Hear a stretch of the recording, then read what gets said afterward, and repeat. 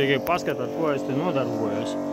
Jā, nopirku šogad, domādams, ka man noteikti tas noderēs tīrīt meliorācijas trūbas, bet izrādījies, ka aizgāja super sajūta.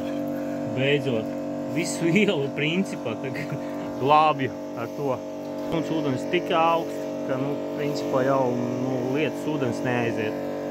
Tagad ar šito brīnumu līdzekļu palīdzību visu savēdīsim kārtību. Tagad ir tas rezultāts.